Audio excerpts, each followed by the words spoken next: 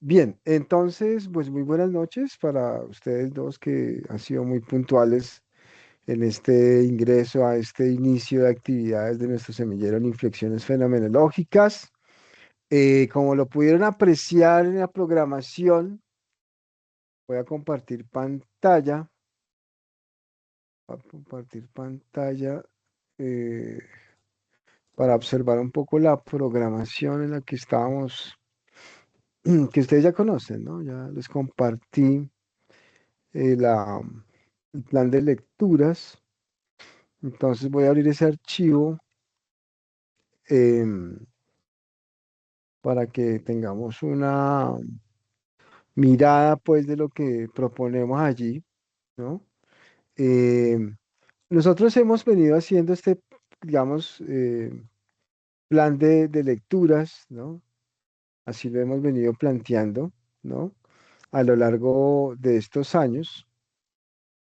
Pues ya llevamos como 3 años trabajando en el semillero y bueno, estos ejercicios de lectura considero que han sido muy, muy pertinentes porque nos ha enfocado, hemos sacado cosas a la luz, hemos participado en eventos, hemos publicado, ¿no? Entonces, realmente la dinámica es muy fructífera, sobre todo pues para las personas que están en un proceso de formación. Como ustedes bien saben, los semilleros, ustedes saben que hay una cosa que se llama investigación propiamente dicha e investigación formativa. La investigación formativa es donde vamos adquiriendo una serie de destrezas en el orden de la investigación, como por ejemplo la escritura, como por ejemplo la lectura, la capacidad de síntesis, la creatividad, la originalidad, el diálogo intertextual, es decir, toda una serie de habilidades y de destrezas que uno va adquiriendo con el ejercicio de la investigación, y eso es lo que nosotros llamamos la investigación formativa, que sería como la preparación de lo que sería la investigación propiamente dicha, que es cuando la gente ya sabe leer, ya sabe escribir y se postula a revistas de alto impacto, hace libros, participa en proyectos de investigación, es decir, como quien dice, en la investigación propiamente dicha, ya usted termina haciendo investigación de alto nivel, pero bueno. Aquí nos interesa sobre todo adquirir las destrezas, sensibilizar a la gente, ir acompañando, formando, porque pues es un asunto sumamente pedagógico. La investigación en principio para las personas que están iniciándose en ese camino, pues debe ser un asunto profundamente formativo, porque uno, digamos que no hace botellas de la noche a la mañana, ¿no? ¿No? O sea, uno no hace de la noche a la mañana seres vivos nuevos, entonces eso toma tiempo. Entonces eso es lo que hacemos acá un poco en el semillero. Si ustedes se dieron cuenta en el documento, pues hubo una pequeña justificación. Les decía yo que uno de mis intereses filosóficos siempre ha sido como las relaciones entre literatura y filosofía, y ahí pues se derivan también otras relaciones como filosofía y religión, filosofía y cultura.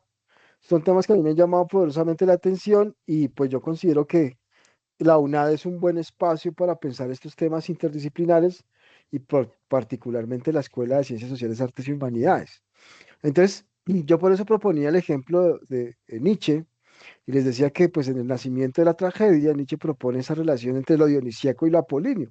Él explica un poco el origen de la tragedia como una combinación entre esos dos espíritus, lo dionisíaco y lo apolíneo, y efectivamente, pues son dos potencias espirituales, son dos energías, digámoslo así, entendiendo pues como lo dionisíaco, como la embriaguez, como el placer, como el caos un poco, y lo apolíneo como todo lo contrario, como el orden, como la mesura, como la racionalidad, como la armonía.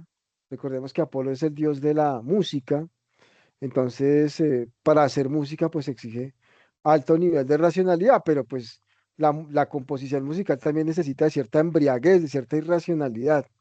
Entonces es muy interesante esa combinación que propone Nietzsche en el nacimiento de la tragedia, de que la tragedia griega, si conocemos las grandes tragedias como Antígona, Edipo Rey, Edipo en Colono, em, em, Prometeo encadenado, digamos que todas las grandes tragedias griegas, según Nietzsche, están enmarcadas por esa combinación entre lo dionisiaco y lo apolíneo. Y sí, efectivamente, uno puede hacer un análisis de que tragedias como, por ejemplo, la de Edipo Rey está marcada por un espíritu dionisiaco, pero también por un espíritu apolíneo, en el sentido, pues, de que este personaje está embriagado, que sería, pues, Dionisio un poco embriagado de dolor, de ausencia de padre y de madre, pero que hay una composición racional que permite de alguna manera mostrarnos ese estado de desequilibrio emocional y de embriaguez del mundo interior que es el mundo de Edipo,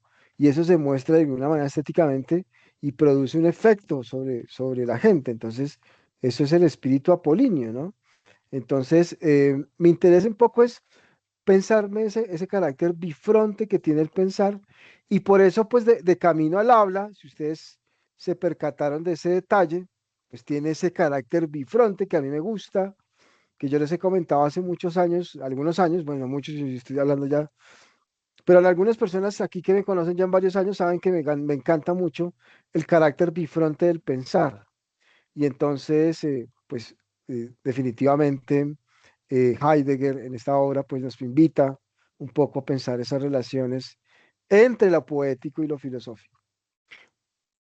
Voy a hablar de eso claramente, pero también voy a tomar distancia de eso, pues para mostrarles que uno puede estar con el autor y no estar con el autor.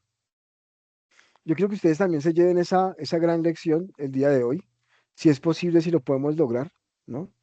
Porque pues no me gustaría que estos ejercicios de lectura se convirtieran en simples exégesis que repiten el autor y digamos que lo adoran y lo reivindican y todo el cuento, pero también yo creo que hay que tomar postura y tomar posición crítica frente a lo que enunciamos el autor en el texto. Entonces, vamos a ver si lo logro, si logro realmente estar con el autor y separarme de él.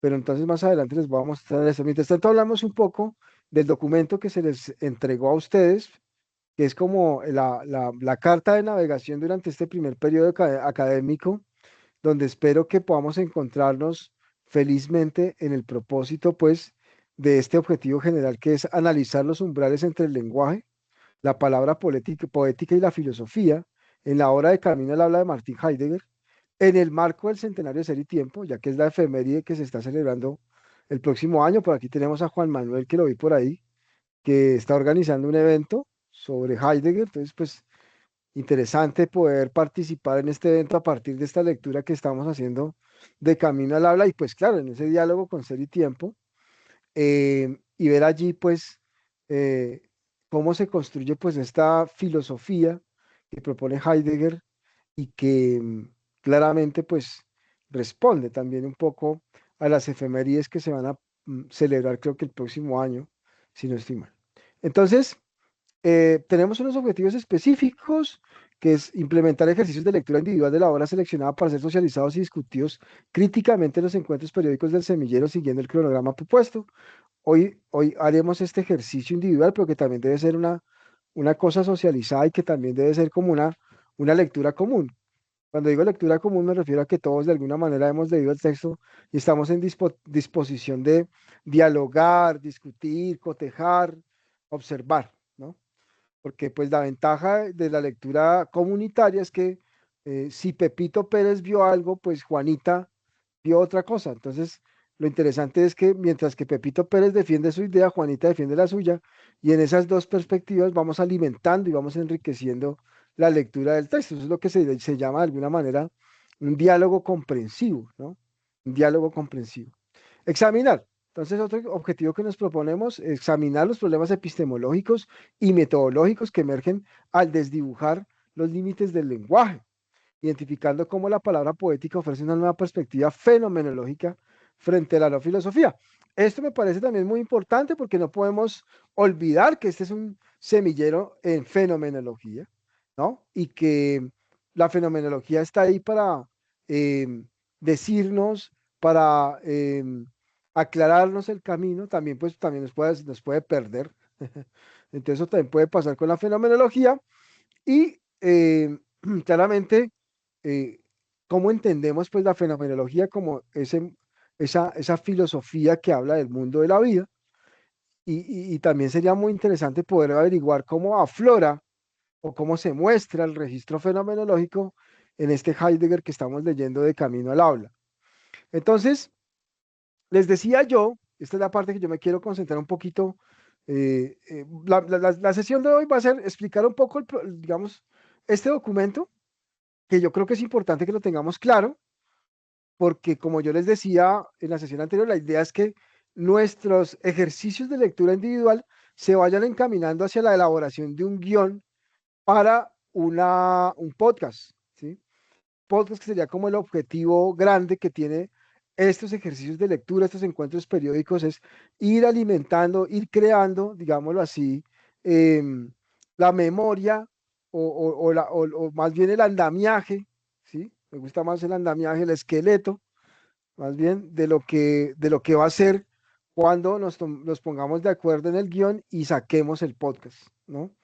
Entonces, eso creo que es muy importante que lo dejemos claro. Entonces, la metodología es fenomenología del lenguaje y la producción sonora. Es una metodología muy novedosa, muy raronga, fenomenología del lenguaje y la producción sonora. Bueno, claramente, pues esto es una invitación a la innovación, ¿no? Como nosotros estamos enmarcados en unas dinámicas institucionales, la UNAT nos exige un cierto nivel de productividad a los semilleros, ¿no?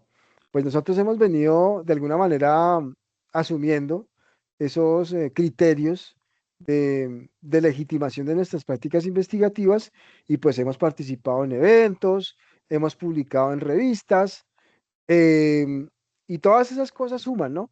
Pero yo creo que el trabajo más interesante acá es el tema del podcast, ¿no? Y cómo podemos articular fenomenología del lenguaje y producción sonora, ¿no? Entonces, este enfoque metodológico se enmarca en una mirada, pues, fenomenológica y hermenéutica, que es muy coherente con lo que hemos venido trabajando en el semillero y que también, digamos Profe, que, sí, sí. perdón, hola, perdón que le Oh, interrumpa así.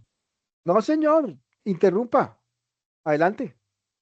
Profe, ¿por qué no prende la cámara o no puede? Sí, claro,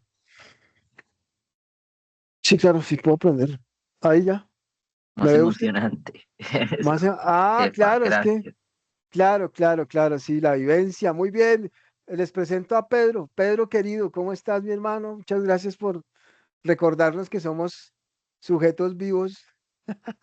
Sí, sí, tienes toda la razón, mi hermano. Gracias por esa acotación metodológica muy importante y muy pertinente. También, pues, una invitación para que Carolina, María y bueno, Juan Manuel, porque estamos en un semillero de fenomenología, hombre, pues el cuerpo del otro.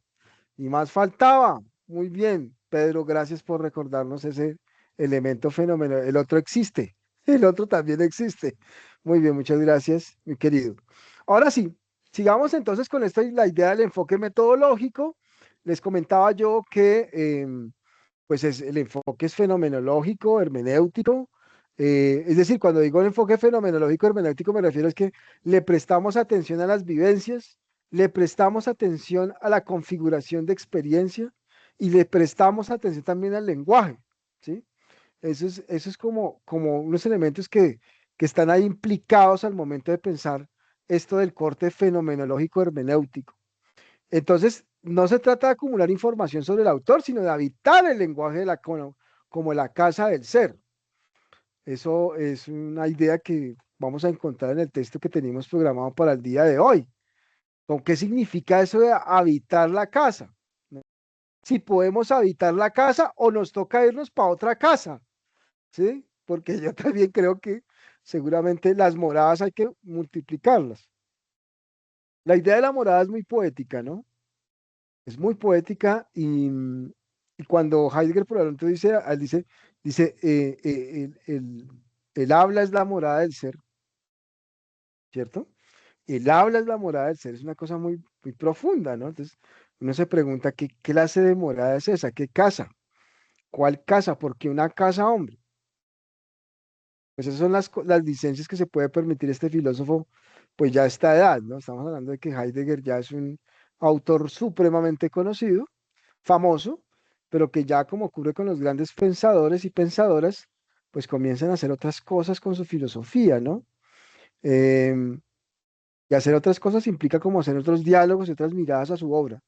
Entonces eso es lo que me gusta también de esos pensadores y pensadoras que al final de su obra como que comienzan a hacer otro tipo de análisis y que pues son también muy actuales, ¿no? Muy pertinentes, creo yo. Bueno, la metodología no es un instrumento externo, sino un camino. Holzbecker, un alemán, que se construye mientras se transita. El proceso se divide en tres fases interdependientes. La inmersión individual, que es la invitación que yo les he hecho. Métase al libro, habite la obra y asuma que, la, que el camino al habla es una casa. Que usted está entrando ahí, está mirando qué tiene la casa, si tiene un jardín, tiene una cocina, si tiene dos pisos, ¿cierto? ¿Cómo es el contexto de la casa? ¿Quiénes viven en la casa?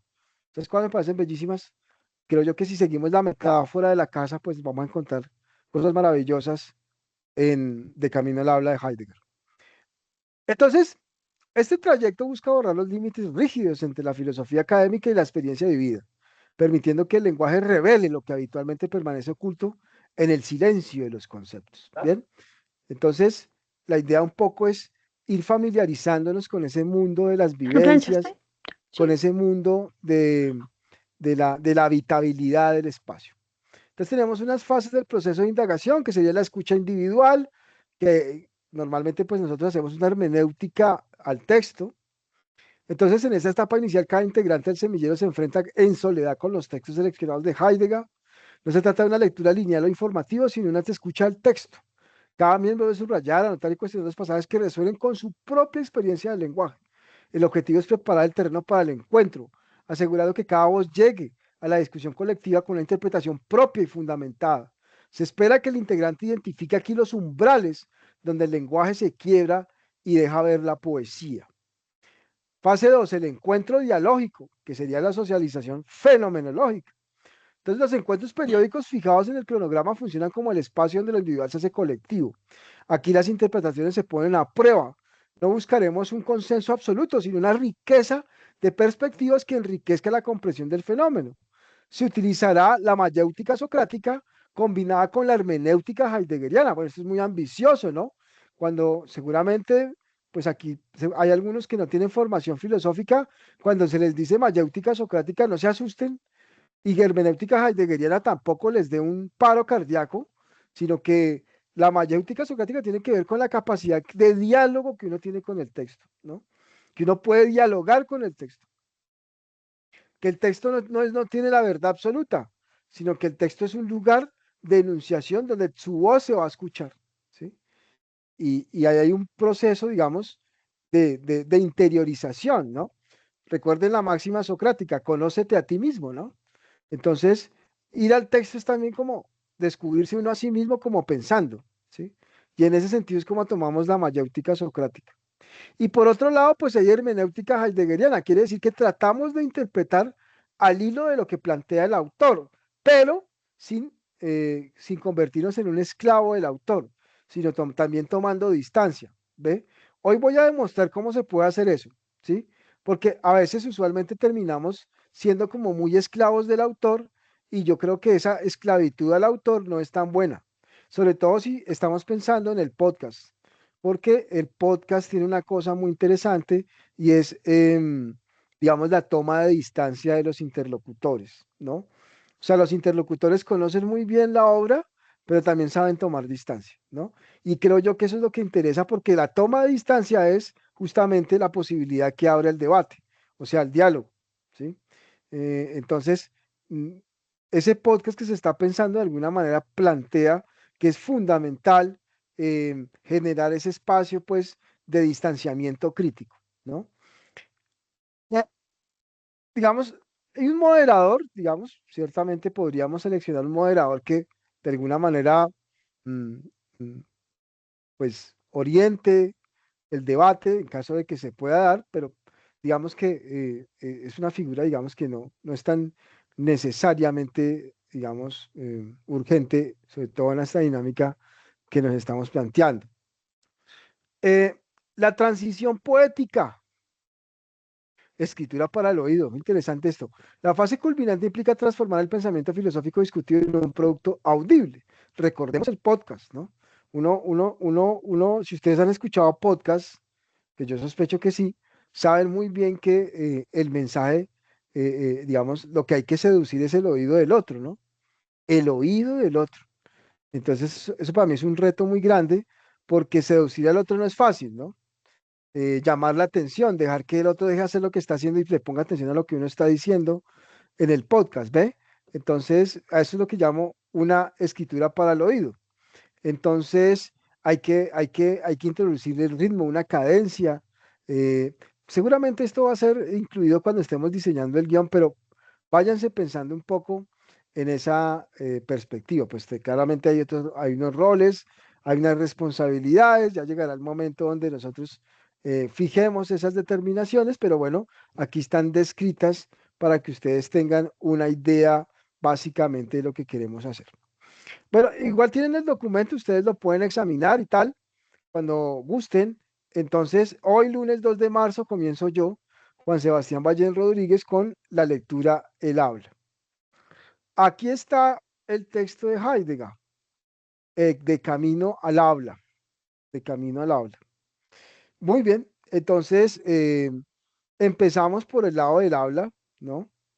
Eh, un texto muy bonito, el de Heidegger, y entonces vamos a ver cómo nos va. Yo les dije, vamos a hacer hermenéutica heideggeriana, pero también vamos a hacer mayéutica socrática. Esa es como la dinámica metodológica que yo les propongo en esta lectura, en esta relatoría, ¿no? Vamos a ver si nos sale, si nos funciona. Si logramos hacerlo, me salieron 5 paginitas, 5 esforzadas páginas, pero que pienso complementar con una lectura. No sé si ustedes están viendo ahí este libro. Ahí, ahora está. Ahí ven el libro. No, no creo que alcancen a ver. Ah, sí, ahí de pronto. Sí, con ese maldito efecto de la cosa esta. Mm. Bueno, el libro se llama Tu sueño, imperios han sido, de Álvaro Enrique. A ver, yo les dije que íbamos a hacer unos ejercicios también intertextuales, ¿no? Entonces, yo, como ando leyendo sobre Hernán Cortés, no sé, una de mis lecturas, aquí una infidencia de lectura personal, me está llamando la atención estudiar ya no a las víctimas, sino a los victimarios. Entonces, entonces por eso me estoy acercando a Hernán Cortés, porque es una figura sumamente interesante en la historia de la conquista de México. Y escudriñando por ahí encontré esta novela que es del 2022, pero que ya está reeditada al 20, es la quinta edición, se llama Tu sueño, imperios han sido. Es una novela que yo quiero involucrar en este análisis de Camino al Habla, porque yo considero que el podcast, como la finalidad es el podcast, pues nos toca buscar también un lenguaje muy versátil y muy dinámico para no quedarnos simplemente en la exégesis del autor, ¿sí? Ahora, la novela de Álvaro Enrique me permite a mí ampliar a Heidegger, pero también cuestionarlo, que es lo que me gusta de este ejercicio intertextual, y ahí yo encuentro también lo que se llamaría la mayéutica socrática, ¿sí? La mayéutica socrática, como yo les decía, es la toma de distancia. Y pues claro, eso lo hacemos con hermenéutica heideggeriana en el sentido de que sí seguimos al autor, pero hasta cierto punto no lo seguimos.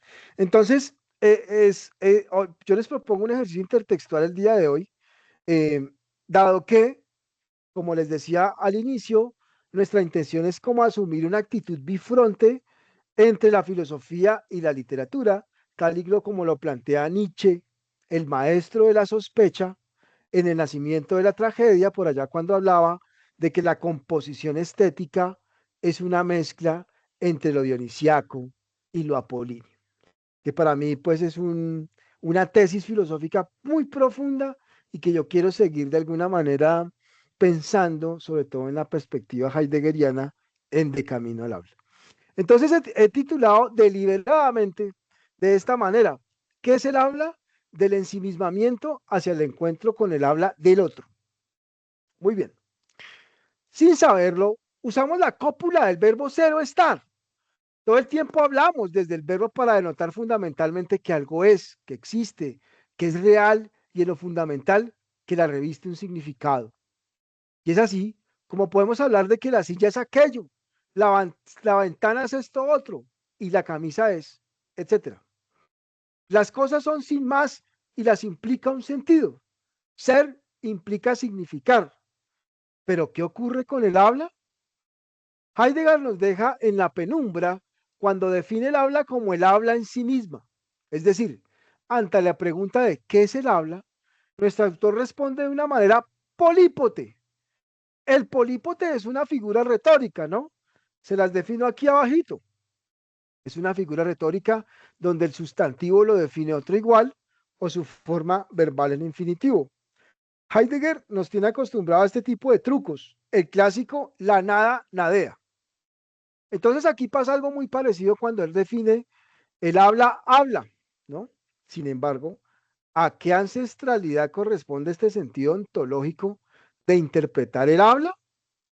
De manera hipotética considero que corresponde a la eurocéntrica y de un modo radical a la germana. ¿Cómo procede esto? A nuestro juicio, un modo de definir esta idea del habla puede ser entendida como el ensimismamiento del yo, que no es otra cosa más que la renuncia a la individualidad y la apertura a la existencia de una esencia, que funge a modo de una morada, sempiterna y preexistente a cualquier idea del yo o del otro. En la perspectiva de Heidegger, es posible equiparar la pregunta con el ser con la pregunta con el habla. O sea, la pregunta ¿qué es el ser? Por la pregunta ¿qué es el habla? Básicamente porque el ser como el hablar son actividades que hacen parte de la vida cotidiana de las personas. También aparece en el cultivo de la ciencia y del arte. Asimismo, en el decir sobre algo, en el poetizar, en el narrar.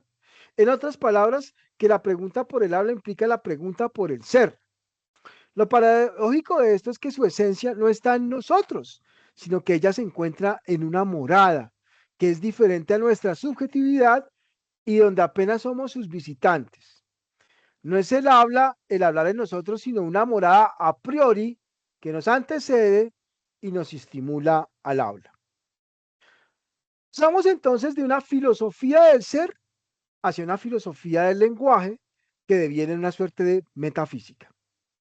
Sería una filosofía del lenguaje más allá de lo evidente que conecta con la espiritualidad, el decir poético, la mística y la vivencia de lo religioso.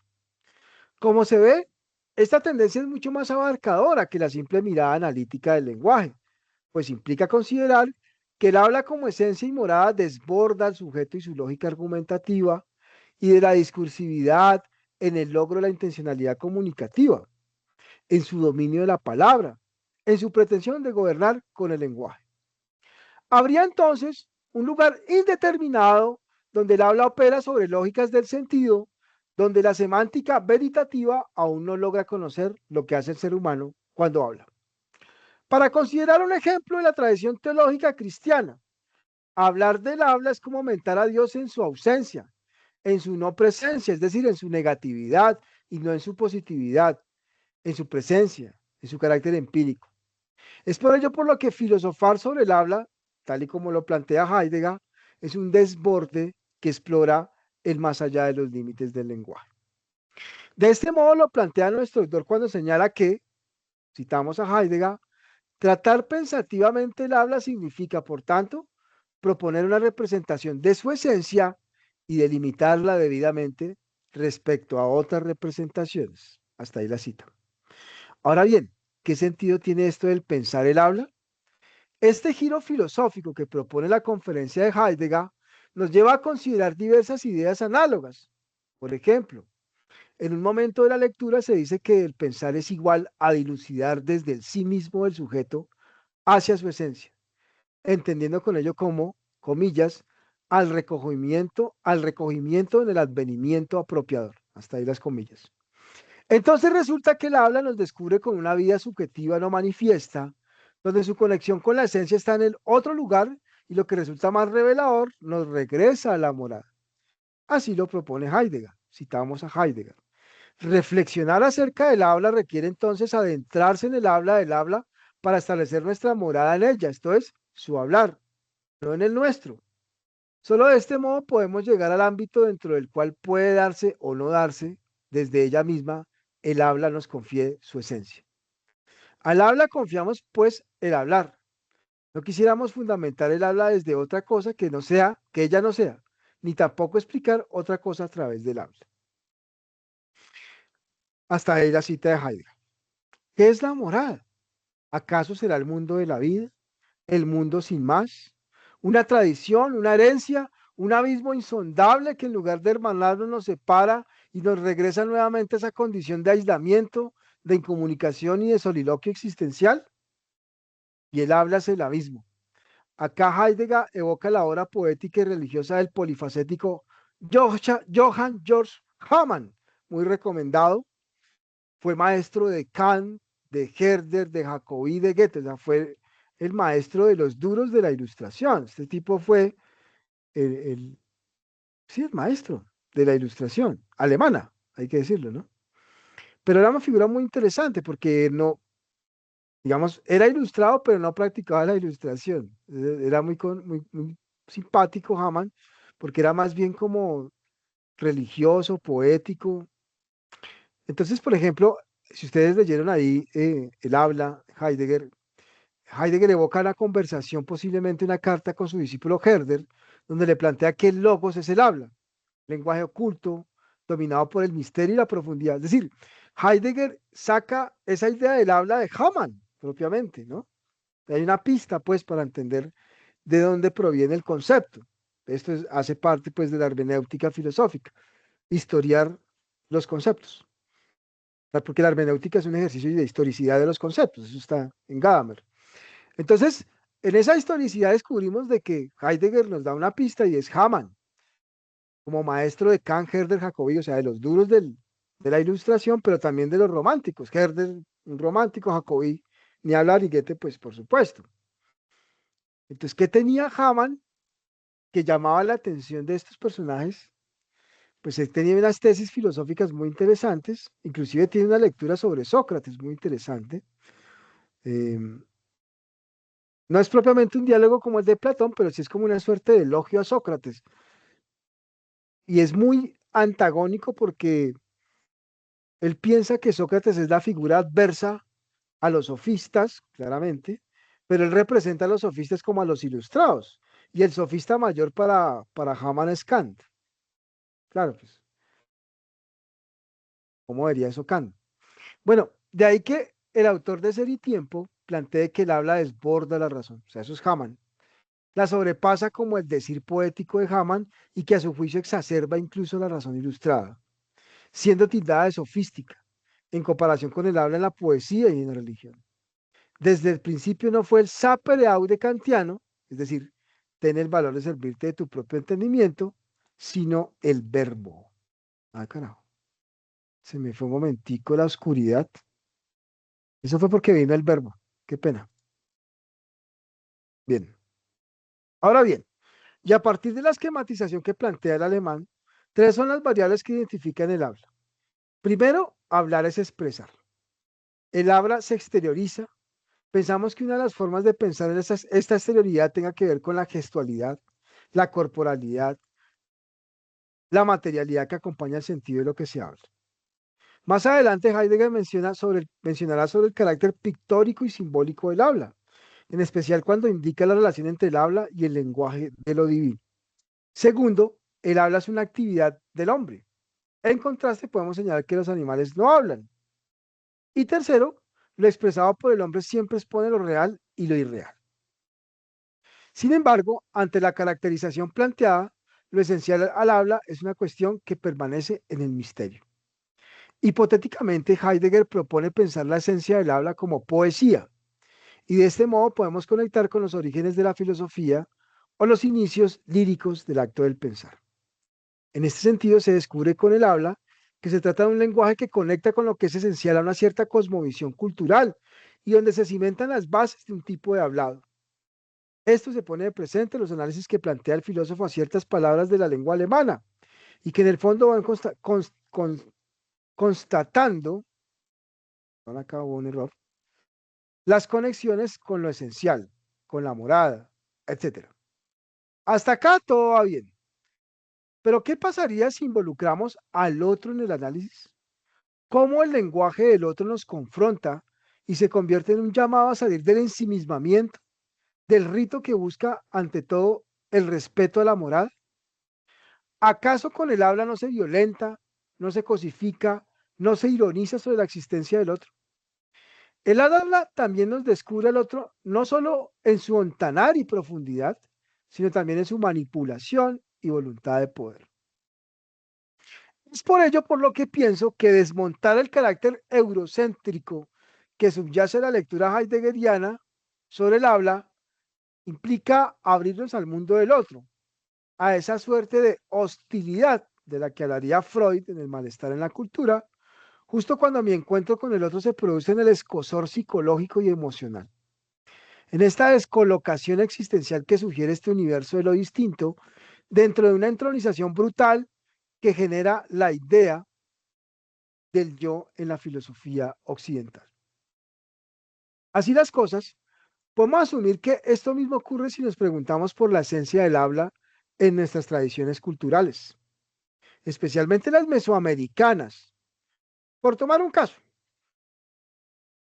nos podemos preguntar cuál es la esencia de nuestro habla en el mundo latinoamericano. ¿Acaso, acaso este habla se nos mostró de una manera diáfana y clarividente o nos supuso un engaño y una violencia? A pesar de que el habla implica una consideración de los usos que hacemos de una lengua en un sentido heredero e impersonal, esto se hace más notable cuando tenemos en cuenta la idea de la morada. Considero que un elemento crítico y donde realmente aprecio que es posible tomar distancia de Heidegger respecto de su lectura sobre el habla, ocurre cuando salimos del universo cultural europeo y nos instalamos en el habla que se produce en latitudes más cercanas a nuestras formas e idiosincrasias. O sea, aquí ya estamos tomando distancia de Heidegger. De una manera radical, considero que el análisis heideggeriano sobre el habla se trastoca en un sentido muy especial cuando consideramos este ámbito del ser y del pensar al momento que se plantea, yo hago ciertas correcciones acá, la pregunta por el habla del otro. La pregunta por el habla del otro. En efecto, nos preguntamos en un rebasamiento de la teoría heideggeriana, ¿qué ocurre con el habla cuando es el otro el que habla? Al respecto, quiero hacer referencia a la novela de Álvaro Enrique, Tu sueño y imperios han sido, en la edición del 2025. Es una novela que ya salió a la luz en el año 2022. Especial atención merece el encuentro entre el ejército de Cortés y su comitiva con el emperador Moctezuma y su séquito. ¿Quién es Moctezuma? Aquí ya tenemos una palabra que hace parte del habla mesoamericano, ¿no? Moctezuma es hijo de Azayacal, emperador, Huaytlatoani y general supremo de las tropas de la Triple Alianza, compuesta por las ciudades de Tenochtitlan, lo que se conoce hoy como Ciudad de México. Quienes han ido a Ciudad de México saben que hay un lugar que se llama el Zócalo. Bueno, cuando uno le hacen la vuelta ahí por el Zócalo, a uno le dicen, y acá era Tenochtitlan, o sea, esta es la ciudad de los mexicas, aquí tenía el imperio Moctezuma, ¿sí? Tenochtitlan, Texcoco y Tacuba, ¿no? Eh, Tenochtitlan es un espacio muy interesante. Si vamos a pensar el habla en la tradición mesoamericana, nos toca pensar también los espacios. Entonces, los invito a que se miren por ahí un mapa de Tenochtitlan por Google y van a encontrar una maravilla. Eso era una ciudad en medio de una laguna, ¿no? Y los aztecas lo crearon con fines de defensa, pero también con unos fines para mejorar toda su agricultura, em, mm, su abastecimiento de agua, por supuesto. Es una maravilla, es una obra arquitectónica de gran envergadura. Entonces, los invito a que puedan mirar ese mapa.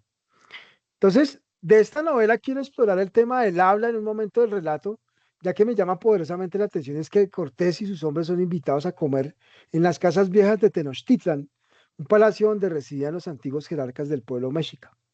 Allí se produce un encuentro entre dos hablas absolutamente distintas, las que mentaban los que venían de España y aquellas que pronunciaban los hijos del sol, es decir, los mexicas. Y pues me va a permitir leerles el capítulo 1 antes de la siesta, evocando el habla de esta novela, ¿sí? Aquí también hay una experiencia con el habla, y quisiera que le prestaran un poquito de atención a cómo se da ese encuentro con el otro, que yo creo que es algo que digamos, el texto de Heidegger hasta allá no llega. Pues no tiene por qué llegar, porque tampoco era su pretensión, ya fue muy reiterativo de que a él lo que le interesa es el habla por el habla en sí misma.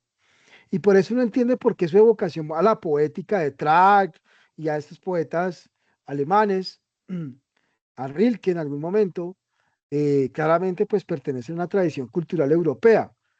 Pero a mí lo que me llama la atención es justamente qué pasa con el habla del otro, ¿no? Y no hay mejor ejemplo para pensar el otro, digamos, en esta historia pues de la cultura, de las culturas, que ese encuentro entre España y los mexicas, hoy México, ¿sí? Ese encuentro entre los españoles y los mesoamericanos. ¿Qué pasa con y qué pasa con el habla? ¿Ve? Y eso cambia todo el enfoque. ¿Ve? Entonces voy a leerles un poco el capítulo, no es mucho, son 3 paginitas, 4 paginitas, pero yo considero que ahí podríamos examinar un poco qué significa el habla, porque la situación del habla con el otro es tan compleja y no es tan fácil. ¿Ve? Y yo creo que en esta novela de Tus sueños, Imperio han sido, de Álvaro Enrique, se ilustra de manera muy interesante ese encuentro con el otro, con toda la hostilidad y con todos los prejuicios que uno carga, porque a mí el otro no me cae bien, a mí el otro me sabe a mierda, a mí el otro lo desprecio, ¿sí? Y ustedes se van a dar cuenta cómo se produce el desprecio en este relato, ¿no? Bueno, empieza así. El capitán Jazmín Caldera, nativo de la villa de Zarzales, Extremadura, no podía comerse el caldo de guajolote con flores que tenía enfrente, aunque estuviera muerto de hambre y presintiera exquisito. Le habían asignado en la mesa un lugar entre el sacerdote de Xipe y el de Tezclatilopa. El primero llevaba por capa la piel, ya renegrida por la pudrición de un guerrero sacrificado hacía quién sabe cuánto. El segundo tenía la greña, que no se había cortado ni lavado desde su profesión en el templo, charpeada por lustros de sangre sacrificial, diaria de huilota, a veces de tortuga o coyote, pero también en fiestas grandes, y había una cada veintena de guerrero preferiblemente tlacasteca. Jazmín Caldera extendió la mano para tomar el pocillo de barro cristalizado en el que una mujer le había servido chocolate disuelto en agua con miel, chile y vainilla. Aspiró el olor tan profundamente como pudo. Enfocó la mirada en su plato, tratando de ignorar el perfume a lobo que desprendían sus compañeros de mesa. Alzó la vista en dirección a la cabecera. El capitán general de la expedición, o sea, Hernán Cortés, lo veía fijamente, ordenándole, con esos ojos helados que tenía, que no dijera nada y se comiera de una buena vez su sopa. Desvió la mirada a la izquierda. El sacerdote de Xipe estaba pintado de los dedos de los pies a la frente con bandas negras y azules. Llevaba debajo de la piel humana, que le servía de capa, un impecable manto blanco con bordados de plumas que recordaban el retoño de plantas de maíz. De sus orejas pendían los discos en 2 discos enormes de jade, en torno a cuya circunferencia habían sido impuestas serpientes de oro y plata. Pesarían horrores, seguro dolían. Debajo del labio tenía un besote de oro, la cabecita de un perro que entraba y salía de los pliegues de su barbilla cada vez que daba un trago de sopa o de chocolate, como si estuviera jugando en una casita de piel. El sacerdote de Castripoca iba vestido con menos lujo. Llevaba un manto rojo sin patrones. Tenía el cuerpo, o lo que se veía del cuerpo, todo pintado de negro, salvo el área de la cara entre la nariz y la barbilla, que era también roja. La cinta con la que se ataba la mata desorbitada y pestífera por arriba de la cabeza podría haber ornado el cuello de garza de la hija de un grande de las Españas. perlas de río, cabecitas de jade, animalitas de coral persiguiéndose por el camino de un hilo de plata. Tenía los dientes afilados a lima, como si fuera un gato. Jazmín volvió la mirada al plato. El pocillo de chocolate, el capitán, que no cesaba de acusarlo con la suya, sentaba a la cabecera, codo a codo con la princesa Ototoxtli. Ototoxtli es la hermana esposa de Moctezuma. Ahora alzaba las cejas para acentuar la urgencia de su orden. Llanta. Caldera alzó el pocillo de chocolate y le dio un largo trago. Aunque esa bebida era tal vez lo que más le gustaba de todo lo nuevo y mucho extraordinario que había probado desde el desembarco. Casi la devuelve. Era imposible disociarla del olor a sangre cuajada de sus compañeros de mesa. Aún así, el golpe de excitación inmediata que produce el cacao, al que todavía no se acostumbraban los recién llegados, un cosquilleo en la nuca, una sacudida en la espina, unas ganas tremendas de hacer lo que sea inmediato, lo hizo sospechar que podía animarse con la sopa a pesar del tufo. Tomó el plato entre las manos y mientras se lo iba acercando a la boca, sintió de nuevo las arcadas. Lo dejó. Ahora la princesa también lo veía con curiosidad. Jazmín alzó la mirada.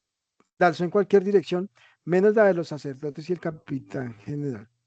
Miró por arriba de la frente de Aguilar y Marinali, que estaban sentados justo al otro lado de la mesa y eran gente acostumbrada a comer hasta carne humana. Vio hacia la pared y pensó en las ciudades selenitas que se desbordaba detrás de ella. Regresó con la imaginativa a sus templos, sus canales y sus barrios flotantes, circundados por las balsas inmensas, rectangulares, cada una idéntica a la anterior en forma de tamaño, en que los mexicas tenían sus hortalizas y campos de flores. Siguió reviviendo las imágenes que se habían acumulado en su mente durante el día. El lago, que enmarcaba la ciudad y hacía imposible que escaparan si el emperador daba la orden de soltar las águilas. Se enfocó en los volcanes tutelares que cerraban el valle y que había sido endiablado cruzar para poder ver el Anahuac, poblado de ciudades blancas, fortificadas con torres y templos. Volvió a ver a Amecameca, el arranque de la calzada de Iztapalapa por la que cruzaron el lago, el arco arreglado con flores, el cortejo mítico de Moctezuma y el momento en que el terado de capitán general casi lo echa todo a perder por tratar de abrazarlo. Entraba en la ciudad, el alcalde los acomodó en el palacio de Azayacal, tan sereno y hermoso, y los sentaron a comer ahí mismo, en el refractario de los emperadores de antaño, con el séquito de la princesa. Habían llegado al mero corazón de la gran e invicta ciudad de México, Tenochtitlan, y estaban casi completos.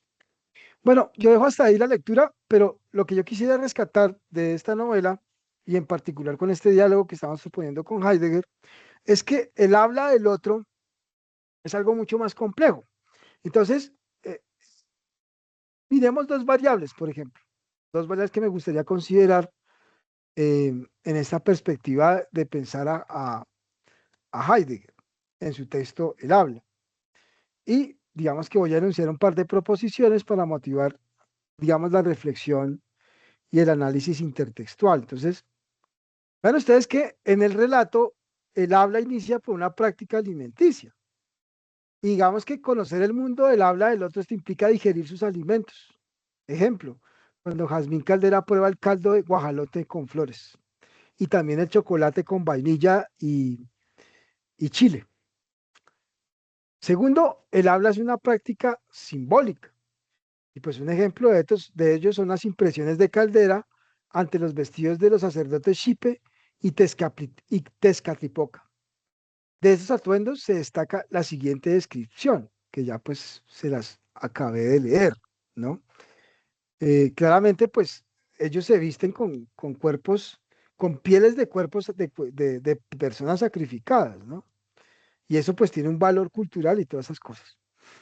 Bueno, esa era un poco mi invitación a pensar el habla que nos propone Heidegger. Y bueno, yo creo que ya sería como interesante poder escuchar ustedes qué piensan, qué encontraron, qué descubrieron, cuáles son también sus lecturas. Y muchas gracias por la atención y la escucha.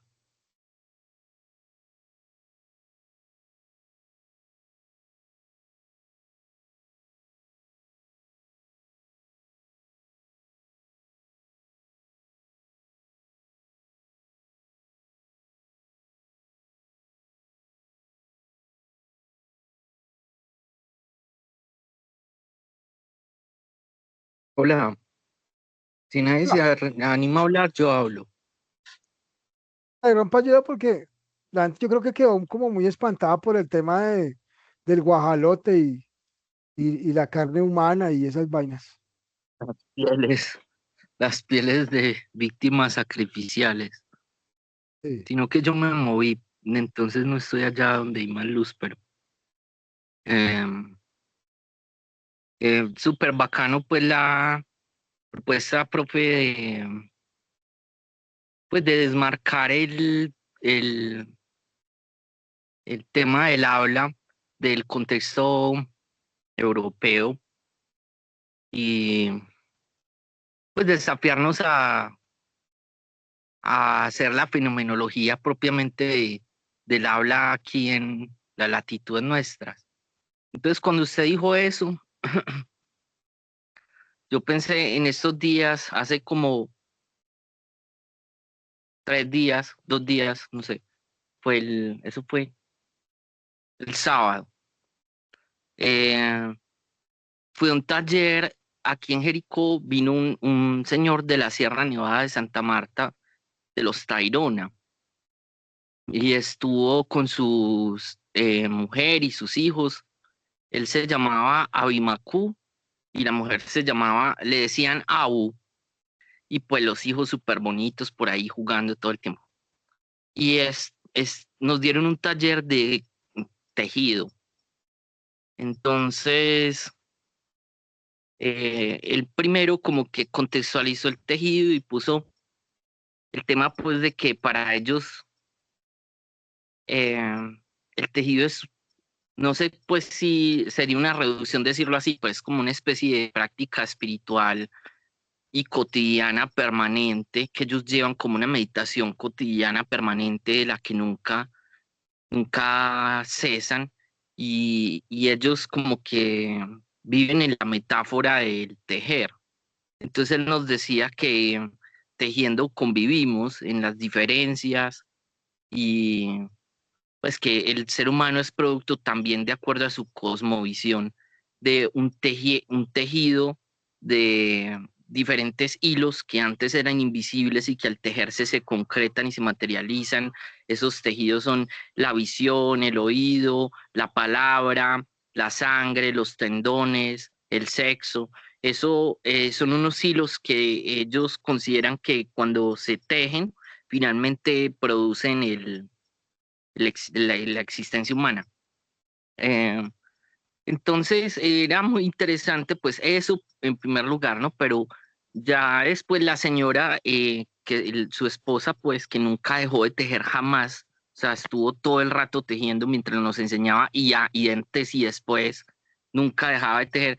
La señora eh, nos pasó pues unas agujas y unos hilos y nos enseñó a hacer la puntada y hacer como un circulito y se empieza a hacer como unas puntadas así alrededor de un mismo nudo, como en círculo y después se empieza a extender y se va tejiendo la mochila. Pero ellos antes de cantar, antes de tejer, hicieron un canto.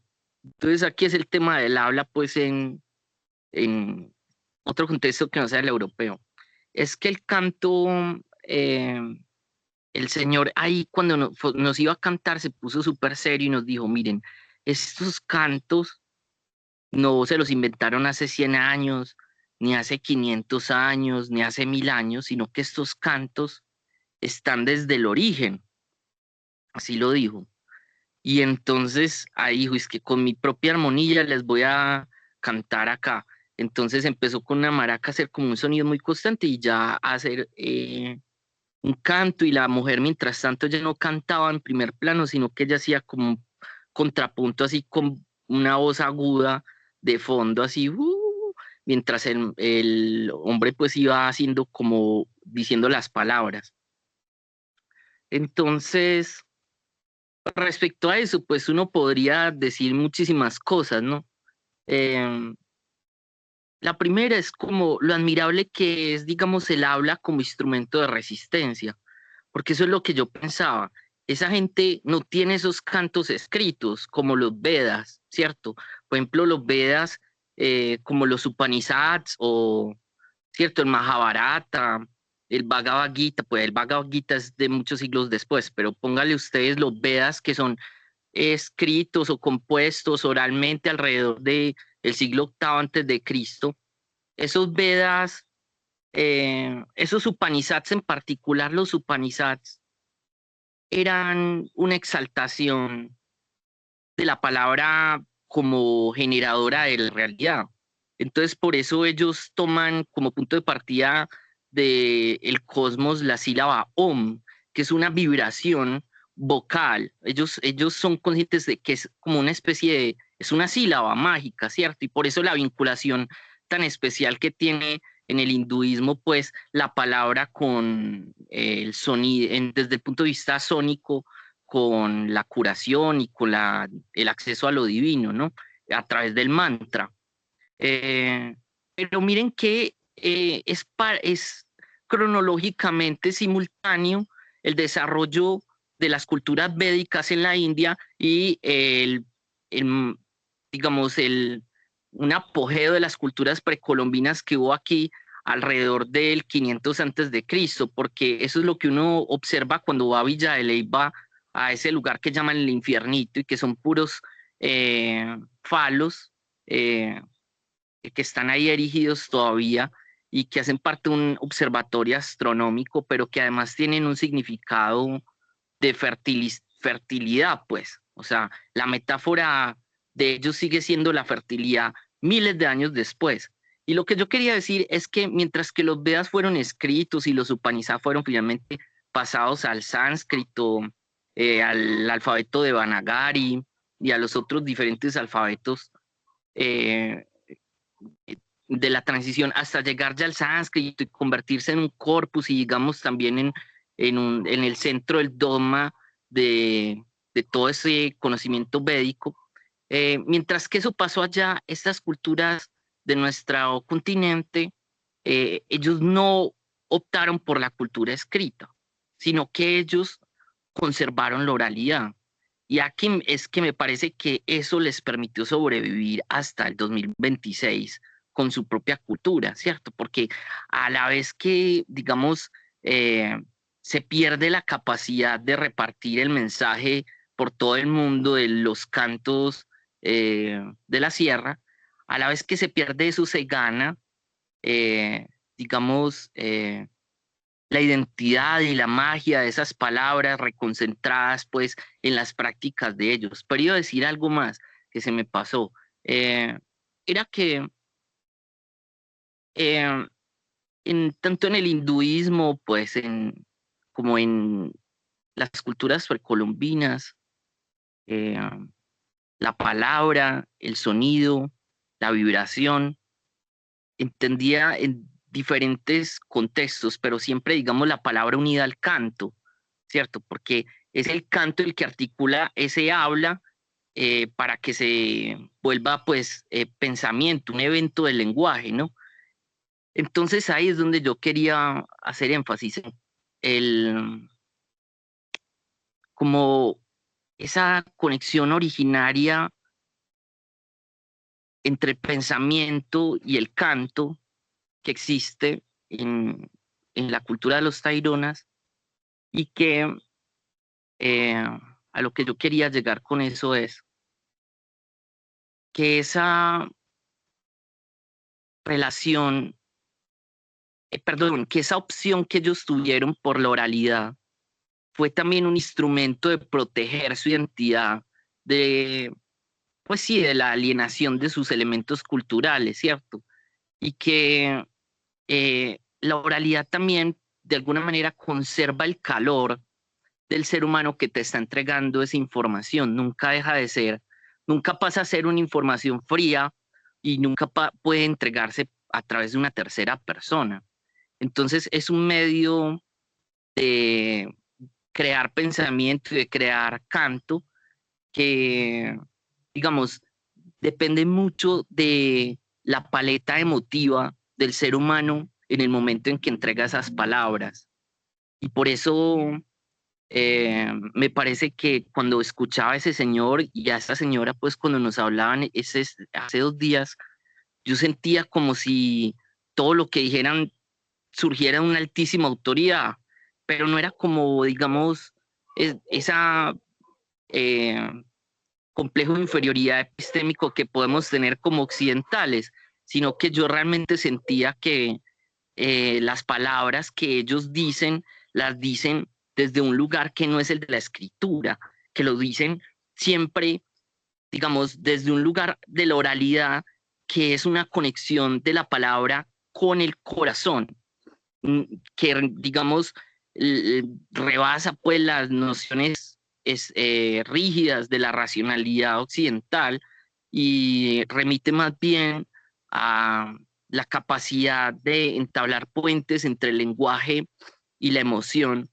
y cómo manifestar esa emoción a través de ese dictum, ese decir, ese dictar, eh, eh, pues ese evento propiciador o ese erainis del lenguaje que es precisamente la unión entre poesía o canto y pensamiento o palabra, ¿cierto? Eso era lo que yo quería decir. Gracias. Muchas gracias, Pedro, por tu análisis.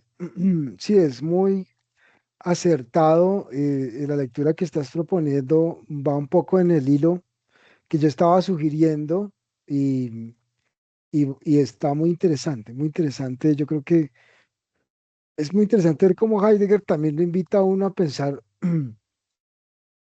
nuestras tradiciones y nuestros lenguajes, ¿no? Y cómo ese decir poético y que tú señalabas como la oralidad es clave para entender ciertas dinámicas filosóficas de nuestras culturas prehispánicas. Claro, yo me fui por el lado más conflictivo, que fue el encuentro entre los de Cortés y los de Moctezuma, pero creo yo que también el habla tiene ese elemento de conflicto que yo no veo en Heidegger, ¿no? Porque hay un habla que digamos que no se entiende, que no se sabe cómo asimilarlo, ¿no? Entonces ese fue como el reto que yo le propuse un poco al texto de Heidegger y bueno, por ahí fue como la lectura. Pedro, muchas gracias por tu intervención. No sé quién más quiera decir algo más. Adelante, Carolina. Bueno, yo me aventuraré a hablar. Em, Cuando yo estaba leyendo el texto, una parte en particular que me generó como ruido y dice, el son de silencio no es nada humano. En cambio, el ser humano es en su esencia ser hablante, que era un poco lo que tú mencionabas, Juan, en el ejercicio de mencionar que pues el habla es esencialmente como una característica humana. Entonces yo pensaba que se asimila el habla a algo necesariamente oral. ¿Y qué pasa cuando el habla no es oral? ¿Qué pasa cuando las personas se expresan, por ejemplo, las personas sordas, con lenguas que no son orales? Y cómo desde ese reconocer que el silencio es la ausencia de habla, y en ese sentido es como la ausencia de pensamiento y la ausencia de posibilidad de ser y participar, pues eso genera unas miradas frente a las comunidades que son pues un poco excluyentes, ¿no? Si no hay habla, si no hay oralidad y si la oralidad no se da con ciertas características, pues eso no se concibe, comillas, como un acto humano. Entonces, pensaba yo en las luchas que han tenido que hacer las personas sordas cuando ellas, por ejemplo, les amarraban hasta no hace mucho, les amarraban las manos para que no se comunicaran en lengua de señas. Y todavía pues hay como esa sensación de que la lengua oral es superior a la lengua de señas, porque la lengua de señas es agrafa. Pensaba un poco lo que estaba mencionando Pedro Pablo con el tema de la tradición oral, ¿no? Y de estos cantos, que hay otro tipo de tradiciones que pues necesariamente no van hacia lo escrito, pero que no por eso dejan de ser habla y dejan de ser la representación de una concepción y de una comunidad lingüística, y que digamos que uno lo ve como muy rápidamente, pero en esencia sí hay toda una, digamos, se genera una distancia entre la lengua oral y la lengua visogestual, como por ejemplo la lengua de señas, que genera unas dinámicas de territorios que son, digamos, muy orales, ¿no? Entonces uno ve mensajes escritos, en general cualquier información es oral, es basada en la lengua oral. Y eso trae, digamos, desde las poblaciones sordas, por ejemplo, ellos hablan del oyentismo, porque son em, discursos, informaciones y comunidades en general que giran en torno a la oralidad, porque se entiende que el habla tiene que ser oral y se desconocen otras formas de habla. Era un poco como lo que quería comentar a propósito del texto que me generó como esa reflexión al momento de hacerlo. Muchas gracias, Carito. Muy interesante tu lectura. Claramente, eh, el tipo de habla que está pensando Heidegger, pues tiene que ver con el habla fundamentalmente, con un habla poética y con un desbordamiento, digamos, de la racionalidad occidental, ¿sí?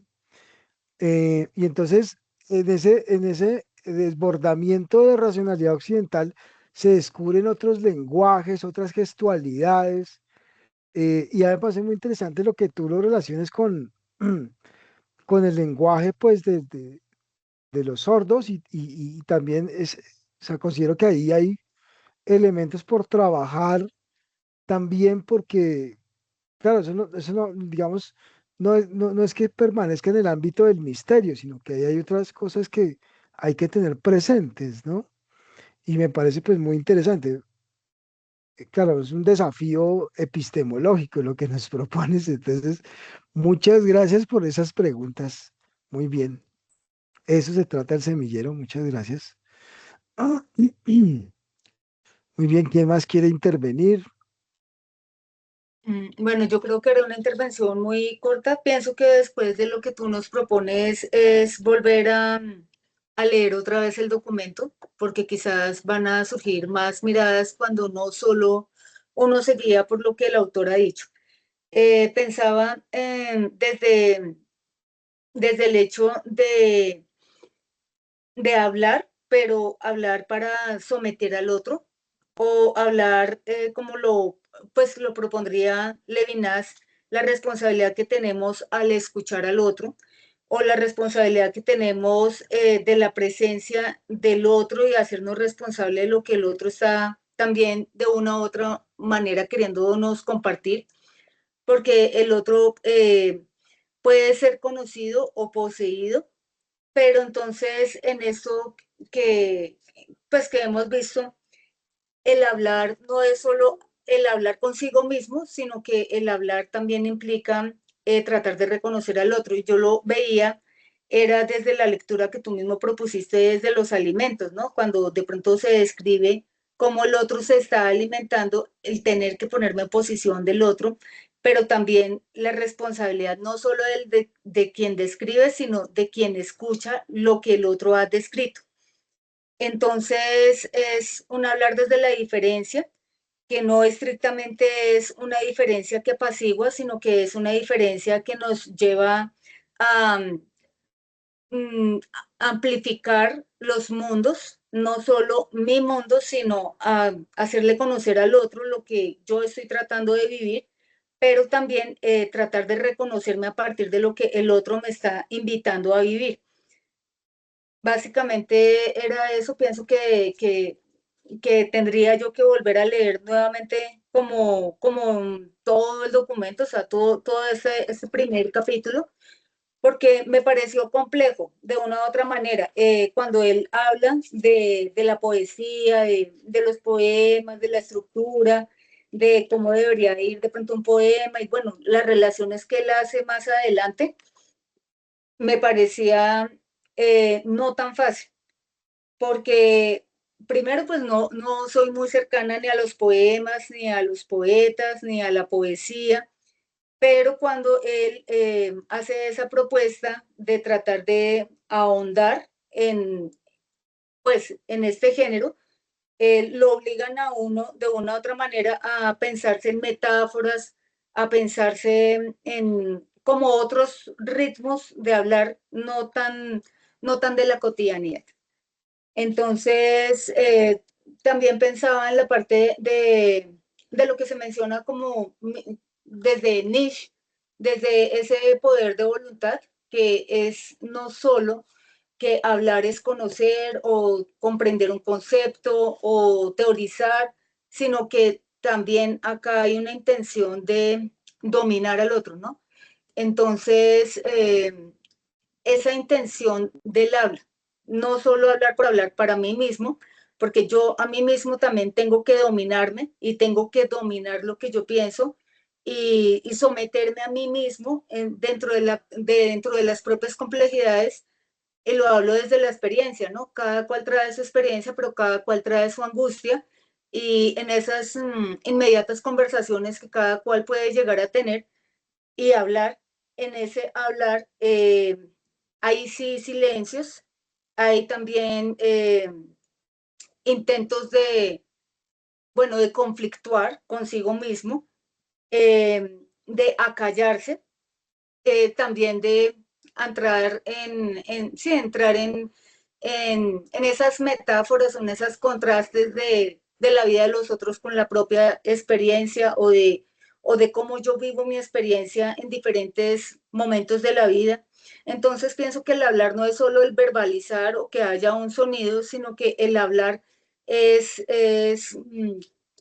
cómo nos pensamos, ¿no? Y cómo estamos reflexionando y cómo estamos dejando afuera tanto que transita de manera interna en cada cual. Y bueno, yo por estas razones o sea, pues por esta situación que acabo de denunciar, siento que entra uno eh, como en un bucle y pues se vuelve para mí inmediato volver a leer no solo ese capítulo, sino retomar a partir de esta interacción que hemos tenido, cómo volver a reorganizar las ideas para poder proponer, yo pienso que no solo una propuesta de podcast, sino dos o tres vertientes distintas. Muy bien, María Isabel, muchas gracias. Tu lectura también muy valiosa. En efecto, digamos, yo lo que hice fue una provocación, ¿no? Yo me alejé un poco del texto porque el texto, claramente, Heidegger no le interesa el habla del otro, no es su tema, sino que yo lo traje a propósito para tomar distancia de él, porque también veo que, digamos, su apuesta por el habla está muy enmarcada en la tradición europea, ¿no?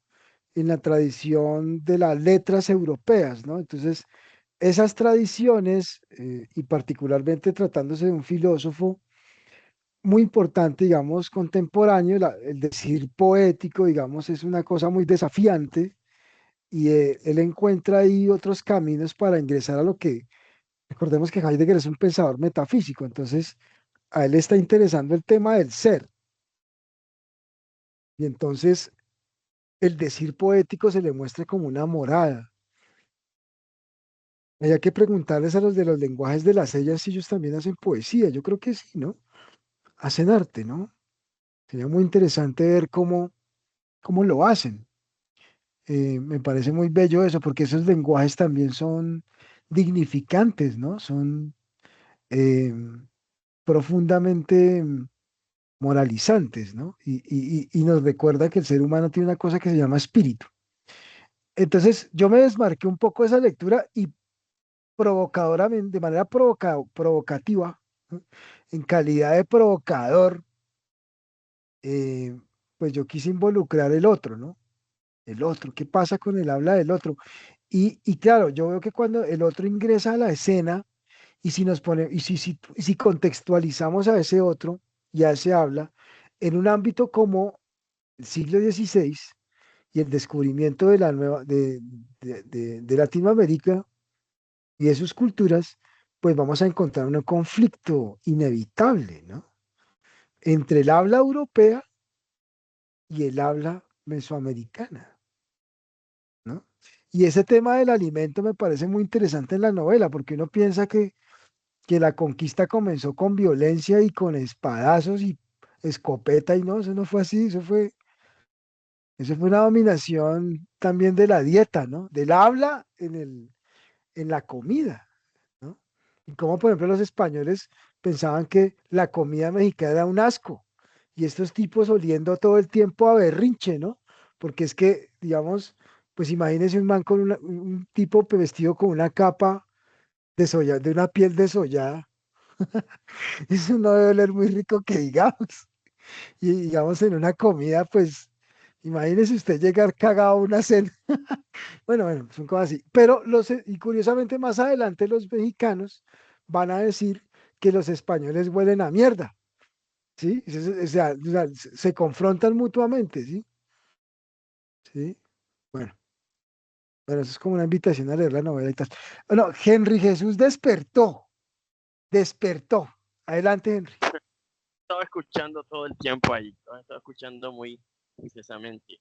Y bueno, el ejercicio, digamos, de poder mirar pues, al autor que sea como una especie de pretexto para lanzarlo a otras posibilidades hermenéuticas y que nos lleve también la literatura, digamos, a nutrir como la reflexión filosófica. Conforme a lo que ustedes han comentado, y se pueden abrir, digamos, como diferentes maneras de entender el autor. Y creo que una primera lectura, y creo que hasta lo que puedo yo entender de Heidegger, eh, es que él no va a estar como muy limitado, digamos, ante esas posibilidades, porque precisamente está en la apertura del ser y el ser, digamos, es lo que precisamente es pura posibilidad. Entonces, es lo que en su obra hace es como ensayos filosóficos, ensayo en el sentido puntual de la palabra, es decir, formas de tratar de entender esa relación con el ser, que uno podría entenderla con la realidad, con el mundo, pero digamos que cuando él habla de la poética o de la poesía y del habla, digamos, están muy ligadas. Entonces ahí uno ve todas estas relaciones con Heldering, con los autores que has mencionado, y cómo, digamos, esa habla está relacionada con lo que comentabas al inicio o a la mitad de la sesión, con el origen. Y ese origen, digamos, Heidegger lo relaciona con la poesía, es decir, como que en la poesía estaría el origen de todo. Yo no sé si podríamos decir que si en la poesía lo relacionará con el elemento mítico, pero digamos como la relación que se teje con, con el logos, o sea, mitos y logos están muy relacionados y es una posibilidad de entender esa realidad con el mundo. Y él tiene otro texto que se llama Poéticamente, el hombre habita el mundo, o bueno, poéticamente habita el hombre el mundo. Entonces, ese poetizar es esa acción, esa manera como configuramos la realidad, distintas maneras como lo hemos hecho históricamente, y el lenguaje, sobre todo de los pueblos ancestrales, pero europeos, pero no habría problema en extrapolar eso a nuestra realidad latinoamericana. Yo creo que no hay problema. Digamos, tendría ese origen para entender, digamos, esta relación ontológica con el ser y que es la que atraviesa todo. O sea, es decir, no es que la filosofía como discurso racional tenga la razón, sino más bien que habría que encontrar ese sentido en el habla poética que es la que le da el origen a todo. En ese sentido, habría como tres lecturas que ustedes creo que están proponiendo y que, como les decía, creo que no riñen. Si riñen, pues uno entendería que ya son las limitaciones del propio autor, pero no habría problema en entender a este ejercicio como una manera de entender, eh, digamos, esa dimensión antropológica del ser humano, en tanto que las culturas tienen sus prácticas, sus costumbres, que de alguna manera tienen esa relación con el territorio y establecen o configuran modos de ser pues, que son propios de una cultura ancestral, como comentaba ahorita Pedro, y que con el ejemplo del señor de persona que viene de Santa Marta, bueno, de la Sierra Nevada, y que pone el ejemplo en acción del tejer. Yo creo que esa es una excelente lectura y que Heidegger seguramente vería con buenos ojos en ese sentido. Cuando hablaban precisamente de cómo sería el lenguaje de los ciegos, ¿cierto? El lenguaje de los sordos. Bueno, por supuesto, es entender esa relación que tienen algunas personas, ¿cierto? Con lo real. Y ya, digamos, lo interesante es ver cómo nos relacionamos con el mundo y que las personas logran entender esa realidad por medio de un habla. Ya no es el habla, digamos, a través de sonido, ¿cierto? A través del lenguaje hablado, sino que es a través de señas y que también abre una dimensión semiótica, simbólica, tan interesante como el lenguaje hablado, como el lenguaje, digamos, el idioma, pues. Entonces, esas son posibilidades muy interesantes que veo que sí irían muy relacionados con el sentido de lo que Heidegger propone, que me parece que darían digamos, una actualización, digamos, de este texto. Pues lo que uno puede mirar es que sí, por supuesto, Heidegger va a ser eurocéntrico en ese sentido, pero uno podría dejar esto de lado y tener una mirada mucho más apertura, también crítica con el autor y para mirar esas relaciones que arrastra el lenguaje, que no son solamente, digamos, como un instrumento, sino precisamente que configura o hace surgir una visión del mundo historizada. Bueno, eso es lo que quería como comentar. Muchas gracias. Henry, muchas gracias por la recapitulación de las discusiones que se dieron. Muy al lugar. Muchas gracias. Claramente tú estás siempre escuchándonos y en acción. Y me ha faltado. Eh, Pedro, tú levantaste la mano. Bueno, sí, gracias. Yo quería, era como puedes poner, sí, obviamente estamos leyendo a Heidegger y que obviamente hay un contexto de la discusión del concepto del habla en Heidegger que de pronto sería bueno, pues, si vamos a hacer el podcast como proveer al espectador de cierto contexto de la filosofía heideggeriana en general, ¿no? Entonces, por ejemplo, para mí en particular, yo estaba intentando discernir, pues, la diferencia que hay en alemán y entre los usos que le da Heidegger a Dictum y a Sprache, ¿no? Eh, Sprache es el que usan en este libro, pues, ¿no? Camino al habla. Y Dictum es otra palabra que él utiliza refiriéndose al Erasmus, y el dictum es como la palabra enunciada solemnemente, poéticamente, es un evento, es un evento del ser en el plano del lenguaje. Eso es lo que he podido más o menos discernir, ¿no? Pero sobre todo, eh, ¿cómo, cómo ponerlo? Pues que Heidegger en su concepción pues de ser y tiempo, de que todos hacemos parte de un sistema de reenvíos y que hay puros ser ahí, y el ser ahí, digámoslo así, está siempre en un contexto y está arrojado en ese contexto, pero confrontado a la posibilidad que se da también y que emerge en ese contexto de seres a la mano. Eh, en ese ámbito, en esa definición heideggeriana del sistema de reenvíos o del sistema remisional circunspectivo, de acuerdo a la traducción, ¿no? Lo que resulta curioso es que lo más instrumental de todo lo que hay es el lenguaje, porque recordar y comprender también es una actividad, digamos, instrumental, de evocar palabras que están siempre en un contexto. Capaz tú mencionas a Montezuma, ¿no? Y a mí esa palabra me detona un contexto y es allí en ese contexto donde ocurre, digamos, mi vivencia fenomenológica de la comprensión de la palabra Montezuma, ¿no? Entonces, eso por un lado, ¿no?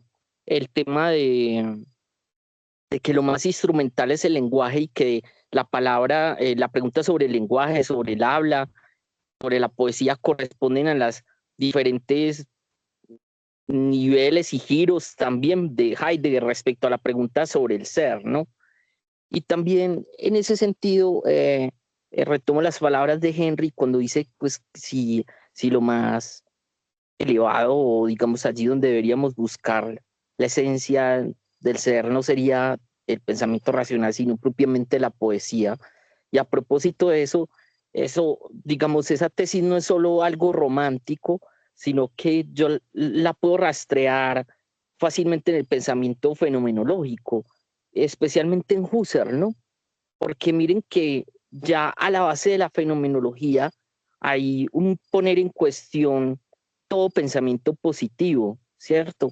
Y en algún momento Husserl se va a plantear si el arte no es acaso, digamos, el último trazo fundamental o el último nivel de radicalidad para acceder a el fenómeno, ¿no?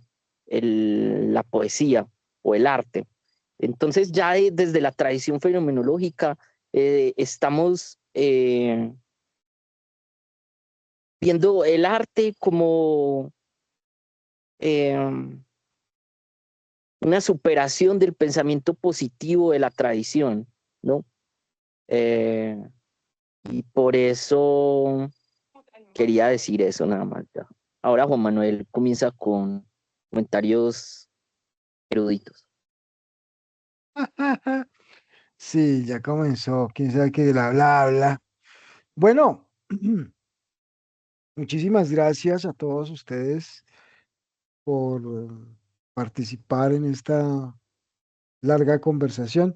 Sé que Juan Manuel está en otra actividad, mm, pero no sé si Ah, ya, despertó. Despierta, hermano. ¿Quieres decir algo? Adelante. No, yo aplaudo quizá la posibilidad de explorar de Pedro, porque sí, precisamente el lenguaje fenomenológico sí busca algún modo, ¿cómo se llama? A ver, esta preocupación porque el lenguaje muestra desde la vivencia precisamente lo que es capaz de mostrar en lo que corresponde, en lo que anticipa, en, en el determinar incluso los modos en que se invocan y precisamente eh, en aquello que de algún modo, mm, digamos que no se pasa por alto en esas obviedades. Entonces sí me llama muchísimo la atención el comentario del profe, porque pareciera que Heidegger no tuviera una preocupación, la tiene casi igual Gadamer, por considerar la oralidad del aula en los otros pueblos, ¿no? Sino que al atenerse puntualmente en los poemas o en el trabajo escrito, eh, es en donde puede encontrar precisamente eso que invoca precisamente. Entonces, también me retrotraía un poco a la cuestión de la lengua griega, ¿no? Recordaba un poco que los griegos, para hablar del ser, del Einai, precisamente al momento de nombrarlos, es que aparecen. Antes no aparecen, ¿ya? En el momento en que deciden nombrar algo es porque se está haciendo, hay una proximidad. Entonces, sí me deja como muy en cuestión la preocupación de Pedro porque precisamente ese tipo de habla de invocación es supremamente fenomenológico porque habla del habla desde un punto de vista de cómo se vivencia en cada momento precisamente el decir y en cómo en cada momento que tenemos pasamos por alto precisamente lo que corresponde con lo que implica ese silencio, ¿no? Lo que sostiene ese silencio. Entonces, creo que aquí todavía, como bien lo leía Pedro, hay una conexión muy fuerte respecto al lenguaje de manera poética, pero es como si el propio lenguaje diera las posibilidades de revelar o de descubrir quizá el ser de esas vivencias.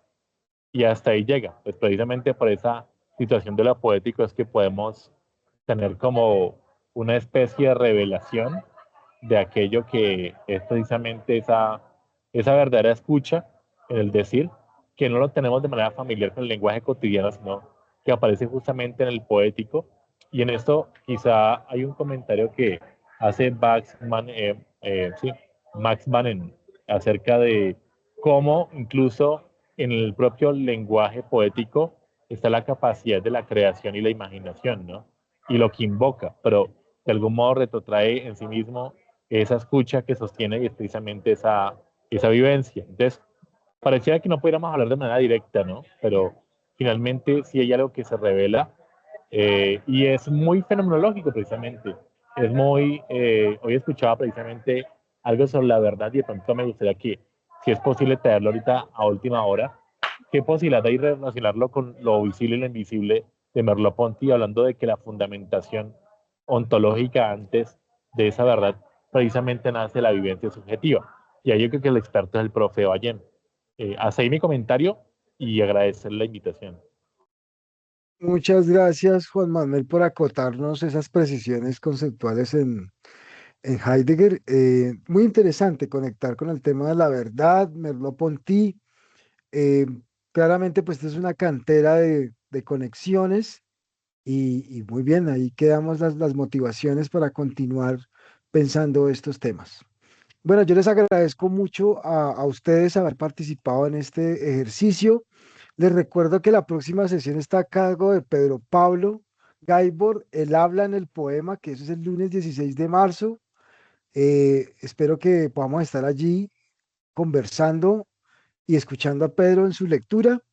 Y bueno, un abrazo fraterno a todos ustedes y que tengan una muy bonita noche. Muchas gracias por participar. Un abrazo. Chao, gracias, buenas noches, gracias. Chao. Hasta Gracias. luego. Chao, gracias. Chao.